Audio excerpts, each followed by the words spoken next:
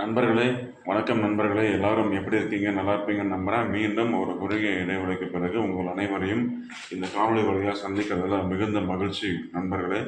இந்த காணொளியில் திருக்குறளுடைய 2வது அதிகாரமான வான் சிறப்பு அதிகாரத்துடைய 4வது குறளுக்கான பொருள் என்ன அப்படிங்கிறத பற்றி தான் இந்த காணொளியில் நம்ம பேசவிருக்கோம் நண்பர்களே.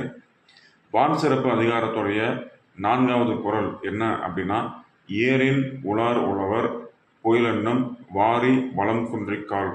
இதுதான் வான் சிறப்பு அதிகாரத்துடைய 4வது திருக்குறள் நண்பர்களே. இதுக்கான பொருள் என்ன அப்படின்னா, மழை வளம் பொய்த்திருச்சு அப்படின்னா ஏர் பிடிச்சு உழவு தொழில் செய்யக்கூடிய உழவர்கள் கூட உழவு தொழில் செய்ய முடியாமல் தடுமாறுவாங்க அப்படிங்கிறது தான் இந்த குறளுக்கான பொருள் நண்பர்களே. ஏரின் உலார் உழவர் புயல் என்னும் வாரி வளம் குன்றிக்கால். நன்றி, வணக்கம். நான் உங்கள் கௌதம் கணேசன்.